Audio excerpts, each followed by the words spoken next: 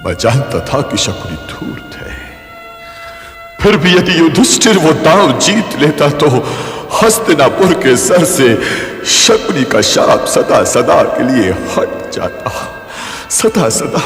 हस्तिनापुर का सर्वनाश देखना चाहता हूँ। अच्छा, इन लोगों ने मेरी फूल सी बच्ची को अंधी बना दिया ले जा करके।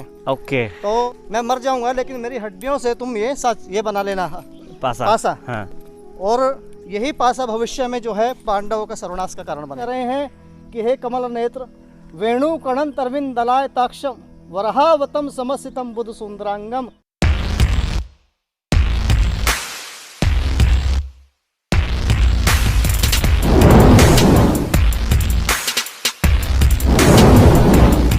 तो घूमते रह जाएंगे। इस दृष्टि से दर्शन करने के लिए जाओ, उस समय को आत्मसात करो, उस समय में खो जाओ कि वास्तव में उस समय पे कैसा था। भगवान श्री कृष्ण आते होंगे, कितने दयालु थे मेरे ठाकुर जी, यहाँ पैदल आते थे। तो उस भाव को तुम देखोगे तो आंखों से आंसू आ जाएंगे। उस भक्ति भाव में रहकर जब दर्शन करोगे ना, तभी धाम की कृपा होगी, तभी धाम अपने आप को प्रकट करेगा तुम्हारे सामने।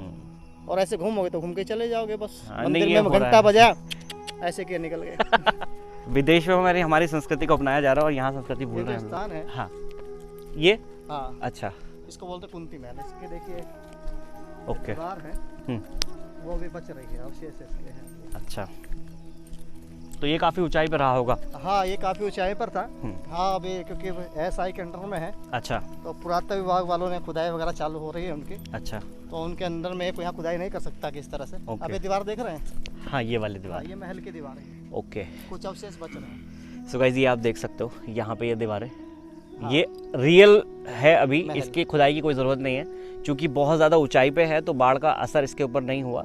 नीचे की चीज़ें दब गई और ये थोड़ा तीसरा, चौथे, पांचवें मंजिल पर रहा होगा शायद ये कभी। कुंती का महल बताया जाता है। और ये मैंने जैसे कि बताया पुरातत्व विभाग का ऑफिस उधर बना हुआ है, ठीक है, वही लोग उसे खुदाई कर रहे हैं। और यहाँ बंदर तो हस्तिनापुर में खैर वृंदावन रहे, चाहे अयोध्या, चाहे हस्तिनापुर, जहाँ भी धाम है वहाँ बंदर है, वानर सेना तो है ही है। हाँ।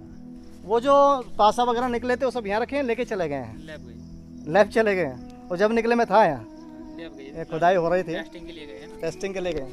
वो सही मजाक में पुरातत्व वाले बोल रहे हैं पहले शकुनी के पास हाथ में आया, मतलब कलयुग खत्म नहीं हुआ अभी। तो गाइस, जैसा कि भैया ने बताया कि पुरातत्व विभाग वालों ने जो भी यहाँ के अवशेष निकाले थे या पासा निकाला था, वो अभी लैब में टेस्टिंग के लिए गए। तो महाभारत में कथा है कि जो शकुनी के पासे हैं, वो पासे उसने अपने पिताजी की हड्डियों से बनवाए थे। अच्छा, क्योंकि गांधारी को लेके आ गए थे, गांधारी के भाई शकुनी है। अच्छा, तो इतना बहुत प्यार करते थे वो। तो जब ये हस्तिनापुर वाले बारात लेके आ गए, अच्छा, तो उसने अपने पिता, हमेशा सोचते थे शकुनी के कि मैं इनसे बदला कैसे लूं, ठीक है। तो ये सोचते सोचते मर गए। अच्छा, मरने से पहले उन्होंने शकुनी को बुलाया। अच्छा, बोले शकुनी, मैं हस्तिनापुर का सर्वनाश देखना चाहता हूँ। अच्छा, इन लोगों ने मेरी फूल सी बच्ची को अंधी बना दिया ले जा करके। ओके, तो मैं मर जाऊंगा लेकिन मेरी हड्डियों से तुम ये बना लेना पासा। हाँ। और यही पासा भविष्य में जो है पांडवों का सर्वनाश का कारण बनेगा। तो यही कारण था कि शकुनी पासा फेंकता था। शकुनी की वजह से ऑलमोस्ट मुझे लग रहा है भड़काने की वजह से लड़ाई हो गई। भड़काता रहता था ना हमेशा। दुर्योधन को कभी उसने शिक्षा नहीं दिया मामा बन के कि नहीं तू सही लाइन पे आ जा।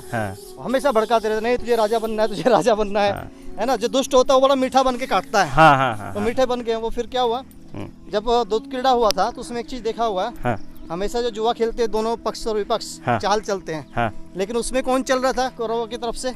शकुनी। तो पासे कौन फेंक रहा था? शकुनी पासे फेंक रहा है। तो पासे जो थे वो उनके पिता की अस्थियों के थे। ओके, जब सर्वनाश हो गया था एक तरह से, तो पासे बाद में बोलते हैं कि वो कबूतर बन के उड़ गए थे। अच्छा, ऐसा है। तो दिव्य अब ये पासे तो होगा नहीं, तो मतलब मजाक में हंसते हैं सब लोग शकुनी का। लेकिन पिताजी की इच्छा को पूरा करने के लिए ये सब चीजें, मतलब उनके पिताजी ने बोला था सर्वनाश कराने के लिए। ओके, सो गाइस, ये आपको कुछ नई जानकारी मिली होगी कि शकुनी मामा का नाम बहुत सुना होगा कि शकुनी मामा बहुत तेज थे, लड़ाई कराते थे। क्यों कराते थे वो अभी महाराज जी ने आपको बता दिया, वो बदला लेने के लिए। बताइए, दुष्ट के लिए कोई कुछ नहीं होता, ना कोई पति होता है, ना कोई मित्र होता है, ना कोई भांजा होता है। दुष्ट के लिए कुछ नहीं होता, उसको तो अपना स्वार्थ सिद्ध करना होता है। बिल्कुल बिल्कुल। अर्जुन तो बड़े दयालु हैं भाई, अर्जुन दयालु है तभी तो बोल रहे थे वो कृष्ण से कि मैं युद्ध नहीं करूंगा, मैं भिक्षावृत्ति करके अपना जीवन निर्वाह कर लूंगा, मैं युद्ध नहीं करूंगा। अरे मेरे चाचा सामने खड़ा है, मेरा ताऊ सामने खड़ा है, मेरे गुरु सामने खड़े हैं, मेरे नाना, मेरे स्वजन सामने खड़े हैं, इनको मार के मैं राजा बन भी गया तो मुझे देख के खुश कौन होगा? सूर्द है, तभी तो भगवान ने उनको ज्ञान का अधिकारी बनाया, गीता का ज्ञान दिया। बिल्कुल बिल्कुल। तभी तो बताया बेटा ये धर्म अधर्म की लड़ाई है। ये तो उनको मैं नष्ट कर चुका हूँ पहले ही। तब उन्होंने विश्व रूप दिखाया था, बड़ा वाला, बड़े वाला विश्व रूप, जी डर गए थे वो, है ना। तो जब वो विश्व रूप को देख कर डर गए अर्जुन, डरने के बाद कृष्ण से थर-थर काँप रहे हैं और भगवान को कह रहे हैं कि हे कमल नेत्र वेणु कणन तरविंद दलाय ताक्षम वरहावतम समस्थितम बुध सुंदरांगम कंधर्व कोटि कमनीय विशेषोभम गोविंदम आदि पुरुषम तमम भजामी। हे प्रभु, आपके इस रूप को देख करके मेरा रोमांच हो रहा है, रोमे खड़े हो रहे हैं, मैं भयभीत हो रहा हूँ। कृपया करके मुझे अपना वही बांसुरी वाला रूप दिखा दीजिए ना, वही नेत्र वाला रूप, कमल नेत्र वाला रूप दिखा दीजिए ना। मैं तो उसी को देख करके प्रसन्न हो जाऊंगा। लेकिन पता कब चला, वो रूप तो हमेशा रहता था ना अर्जुन के पास, लेकिन जब इस रूप दिखाया तब महत्व का पता चला। अब आप लोग घूम रहे हैं, जब ऑफिस में बैठेंगे अपनी कुर्सी पे तब पता चलेगा ना पोजीशन क्या है, तब भाव बनेगा। जब देखो रे तो अखिल ब्रह्मांड के नायक है, विश्व रूप दिखाया, अर्जुन को आपने लगा। फिर कहता है आराम से, जब वो विश्व रूप शांत हो गया, कृष्ण मुझे क्षमा कर दो ना। बोले क्यों? बोले मैंने आपको प्यार में आके कभी कालिया कहा, कभी ग्वालिया कहा, कभी गालियां दी, कभी आपके सर पे बैठा, कभी आपको उठा के पटक दिया। मैंने आपको क्या क्या नहीं कहा, और अब देखिए आपको अपना रथवान भी बना लिया। मैं कितना दुष्ट हूँ और आप कितने महान हैं, मुझे क्षमा कर दो ना। भगवान कहते नहीं नहीं, यदि मैं तुझे भाव दे देता कि मैं भगवान हूँ तो हमारी लीला न चलती। मैंने विस्मृति किया, तुम्हें अपना सखा बनाया, मित्र बनाया, मित्र के भाव से मैं तुम्हारे पास में हूँ कि मैं चाहता हूँ कि भक्त लोग मेरे से अपना भाव बनाए। वो केवल भगवान नहीं, भगवान से कोई मंदिर में जाता कहता है हे भगवान, तो भगवान टेंशन मोड पे आ जाते हैं, कुछ मांगेगा भगवान बोलता। अच्छा बोलते हे गोपाल जी प्रणाम, हे यशोदानंदन प्रणाम, तो भगवान बड़े प्रसन्न होता है, भाई मिलने आया है, मांगने नहीं आया। और जब बोलते हैं भगवान जी, माथा टेक के जब बोलेंगे, बोले खतरनाक, मांगेगा कुछ ना कुछ अभी। तो मांगने के लिए क्या, मांगते रहोगे दुनिया में, क्या मांगोगे? मांगो तो एक मांगो, प्रभु मुझे सद्बुद्धि देना और मुझे अपनी भक्ति देना। सद्बुद्धि इसलिए देना कि मैं भटकूँ ना। भटकाने के लिए बड़े बड़े मोड़ आते हैं जीवन में ना, भटकने के लिए बड़े बड़े मोड़ आते हैं। मैं किसी भी तरह से आपके भजन भक्ति करता रहूँ बस। साईं इतना दीजिए जामे कुटुंब समाए, मैं भी भूखा ना रहूं, याचक भूखा ना जाए। क्या करना है महाराज, लेके थोड़े ही जाना है, सब कुछ छोड़ जाना है हाथ फैला के। बिल्कुल यही छोड़ जाना। ये देखो पांडव चले गए, कौरव चले गए, सब चले गए, सब चले गए। आज हम लोग ढूंढ रहे हैं, इस हवा में ढूंढ रहे हैं, इन मिट्टियों में ढूंढ रहे हैं, अवशेषों में ढूंढ रहे हैं, कुएं में ढूंढ रहे हैं ना। उस समय को ढूंढ रहे हैं, और उस समय के शक्तिशाली रहे होंगे, उस समय का जो है पूरा ये रहे होंगे। ऐसे आप लोग की पीढ़ियां भी आके दादा पोते नीचे नीचे कहेंगे हमारे दादाजी वहाँ काम करते थे मेट्रो में। बिल्कुल बिल्कुल, बड़े बड़े लोग आकर के आपके नीचे पीढ़ी, हमारे दादाजी ने मेट्रो बनवाई है। एक कहानी तो रह जाएगी, रहेगा क्या? केवल जितना समय मिला है, अमर कौन होता है? भक्ति में कोई व्यक्ति चलता है अमर होता है। मीरा को आज भी याद करते हैं, क्योंकि वो भक्ति मार्ग पर चले, वो रानी वाले मार्ग पर नहीं चले। ध्रुव को अमर क्यों हो गए? क्योंकि वो भक्ति मार्ग पर चले। यदि हम ईश्वर की भक्ति करते हैं ना, तो हम लोग अमर हो जाते हैं। अमर मतलब याद रहता है भाई फलाना आदमी ऐसा था, उसने हम लोग को लाइन पे लगाया, उसने ये चीज सिखाया, बस ये तो चाहिए और क्या है। बाकी मर रहे हैं, जी रहे हैं, जानवर की तरह से कितने लोग आते हैं संसार में, कितने लोग जाते हैं, चले जाते हैं। तो मैंने बताया धाम में जाके घूमना नहीं है। कुछ लोग घूम रहे हैं, पिकनिक पे घूम रहे हैं, पिकनिक पे आ रहे हैं। तो धाम में ये है, धाम को प्रणाम करना है पहले, धाम से निवेदन करना है कि हमारे जो पापी चरण आप पे पड़ रहे हैं, आप हमें क्षमा कर दीजिए और अपने आप को प्रकट कीजिए। तब धाम दिव्य दृष्टि देगा, दिव्य दृष्टि और आप उनको देख सकते हैं। तो यहाँ पे दिव्य दृष्टि मिल रही है जो आप लोग दर्शन कर रहे हैं। सो गाइस, ये बताई प्रभु जी ने धाम जाने की भी महत्ता, ठीक है, कि धाम में अगर दर्शन करना है तो कैसे करना है। और जैसे लोग जाते हैं, हम लोग पहाड़ों पे घूमने जाते हैं, हम लोग मतलब कहीं भी भगवान के अलावा जहाँ भी हम लोग जाते हैं, या हम लोग गलत चीज़ों का इस्तेमाल करके भी घूमने के लिए जाते हैं। तो आजकल लोग ना धाम में भी ये काम करते हैं।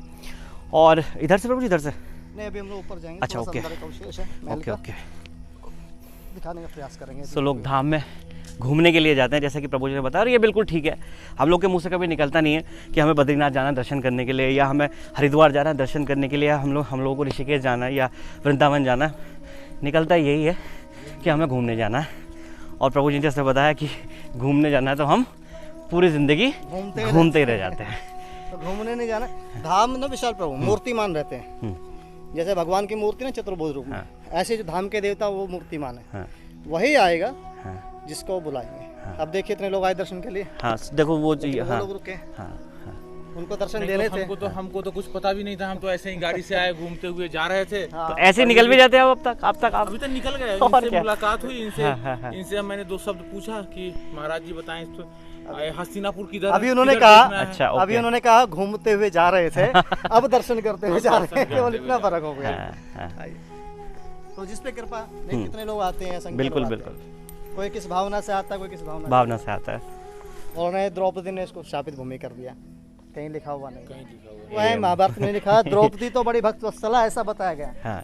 द्रोण पुत्र को भी छोड़ दिया, 5 पुत्र उसके मार दिए थे। तो वो कभी श्राप दे सकती है नहीं। कि मेरा ये हुआ और मेरा वो जाओ हस्तिनापुर को मैं श्राप दे रही हूँ। तो हस्तिनापुर तो तभी श्रापित हो जाना चाहिए था जब उसका वस्त्र लीला हुआ था। सही उसके बाद की लीलाएं क्यों चली, तभी इसमें बाढ़ आ जानी चाहिए थी, तभी नष्ट हो जाना चाहिए था। बिल्कुल ये तो है। कुछ लोग अपने मन से कुछ भी उठाएंगे, कुछ भी डालेंगे। खैर ये पवित्र भूमि है, ये जो है सामने। अभी हम लोग जिस महल के अंदर गए थे, हाँ। वो हमने ये बैक साइड में देखा था। ठीक है। यहाँ से इस तरह से ये दूर तक मंदिर फैला हुआ था। अच्छा, ये जो आप टीले देख रहे हैं ना, उसी मंदिर का अवशेष है, कृष्ण ऊपर। हलधर के नाम का। ओके। चैतन्य भागवत में वर्णन है। मैंने कहा हम लोग कहीं भी कुछ भी नहीं बोल देना चाहिए, शास्त्र में ढूंढना चाहिए, प्रमाणिकता के आधार पर बोलना चाहिए कि क्या वास्तव में ये चीज़ वो है। हम लोग के सनातन धर्म का जो लुप्त होते जा रहा है, इसलिए तो हो रहा है। कितने लोग सर घुमाने वाले, कितने लोग बुझा देने वाले बैठ जाएंगे। हमारे पास इतने देवी देवता है, प्यार करो ना, देखो तुम्हारी सुदृष्टि चाहिए, भगवान साक्षात प्रकट होंगे। और तुम्हारी सुदृष्टि नहीं है, भेद दृष्टि, तो कैसे प्रकट होंगे। तो ये वो मंदिर का ये किला बना हुआ है। अच्छा। यहाँ पर गर्मी के टाइम पे झाड़ झुंकड़ नहीं रहता है, अच्छा। तो अलग से पिलर दिखते हैं। अच्छा, अब नहीं दिख पा पूरा रहा है। दिखता है उसमें। ठीक है, अब नहीं दिख पा रहा ये है। देख रहे हैं ना, ये टीला है। हाँ, ऊपर जा रहा है ये। हाँ, ये सब और जो खंबे बने हुए हैं, ये सब भगवान हलधर के मंदिर के हलधर हैं। का। ओके। जो मैंने कथा सुनाई थी, नित्यानंद प्रभु यहीं पे आकर के भावेश में आके गिर के पड़े थे। अच्छा, यहाँ पे दूर से लोग आए दर्शन करने के लिए कि अच्छा। क्या प्रकाश फैल रहा है। अच्छा। जब देखा रहे तो कोई संत है, अच्छा। तो सुकड़ गया भावेश में, बोले सोचे कि इसको मिर्गी का दौरा पड़ गया है। वो जब वहाँ पास में आए, क्योंकि वो लोग जान नहीं पा रहे थे कि ये कौन है। नित्यानंद तो स्वयं कौन है, बलराम जी हैं, बिल्कुल। चैतन्य भागवत कहती है। तो उसके बाद जब उनको होश आया तो रोने लगे। मैंने उस शिला आपको दिखाई नीचे खड़े हाँ, करके। नीचे। तो हलधर को स्वयं दर्शन देने आना पड़ा, अपने ही स्वरूप का दर्शन कर रहे हैं भगवान को। 400 साल पहले। 400 साल। नरसी का भात भरा भगवान ने, वो भी 400 साल भक्ति काल में भरा। सुना होगा आप लोगों ने। हाँ, सुना है। मेरा भी अभी आई भगवान प्रकट हुए। और ये सब भगवान वैसे तार्किक दृष्टि से देखा जाए तो कितने साल पहले चले गए, 5,500 साल पहले जा चुके हैं पृथ्वी से। लेकिन फिर भी आ रहे हैं, क्योंकि भगवान जाते ही नहीं है। जो पैदा होता है वो कभी भगवान नहीं होता है। भगवान ने अपने आप को द्रौपदी के गर्भ से पैदा नहीं किया, प्रकट किया चतुर्भुज रूप में। और पूरी प्लानिंग बता के कि मुझे ऐसे ऐसे पहुंचाना, वहाँ गोकुल में वहाँ लड़की है उसको लेके आना, पूरी प्लानिंग बता के उनको अच्छा। बेड़ियों से छुड़ाने के बाद ओके। भगवान ने लीला चालू की अपनी पृथ्वी पर। वृंदावन वाली, है ना। तो कोई बच्चा पैदा होकर बात करता है क्या माँ बाप से? नहीं, ये मुझे ये करना, मुझे करना, मुझे लैपटॉप दिलाना, मुझे खिलौने दिलाना, मुझे ये करना। राइट। प्लानिंग बनाता है क्या? बिल्कुल, ये बात है। तो हम लोग कमियां कहाँ आ रही हैं? कभी रामायण नहीं पढ़ेंगे, महाभारत नहीं पढ़ेंगे, गीता नहीं पढ़ेंगे, है ना। अलग अलग के बाबाओं के ग्रंथ पढ़ेंगे। मैंने ये प्रकाश पढ़ा, मैंने वो पढ़ा, वो पढ़ा, मैं गुरु जी के सारे ग्रंथ पढ़े, ये पढ़े, वो पढ़े, तो उसमें भटक जाएंगे। जो प्रमाणिकता के आधार पर है उसको पढ़ना चाहिए। और ये प्रभु जी जो यहाँ पे मंदिर बने हैं, ये अभी बने हुए हैं, है ना? ये सिद्धपीठ है, सिद्ध स्थान है। पंडित जी बताएंगे। पंडित जी कहाँ हैं? सो गाइस, अभी हम लोग ना ये स्थान जहाँ से शुरू होता है, जहाँ से महल का, सो वो हम लोग आए हैं प्राचीन जयंती माता शक्ति पीठ मंदिर में।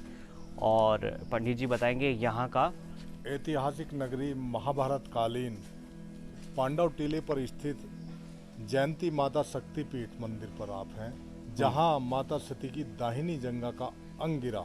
अच्छा। हस्तिनापुर मेरठ में स्थित यह पांडव टीले पर मंदिर है। अच्छा। और जैसे 51 शक्तिपीठ हमारे देश में हुए, एक शक्तिपीठ हस्तिनापुर में भी है, जहां माता सती की दाहिनी जंगा का अंग गिरा, जो पिंडी रूप में विराजमान है। अच्छा। और यह जयंती माता पांडवों की कुलदेवी भी रही। अच्छा। जब पांडवों ने कुरुक्षेत्र में युद्ध करने के लिए गए तो इन्हीं माता श्री से अस्त्र शस्त्र प्रदान हुए। अच्छा। और विजय श्री को पांडव प्राप्त हुए। और यहाँ 4 विशाल भंडारे लगते हैं साल में, जैसे नवरात्रों में है, शिवरात्रि में है। अच्छा। और देश विदेश से यहाँ पर्यटक आते हैं, रोज की लगभग 2-3 हज़ार की संख्या में यहाँ दर्शन करने लोग आते हैं। ओके। सो गाइस, ये है वो टेम्पल।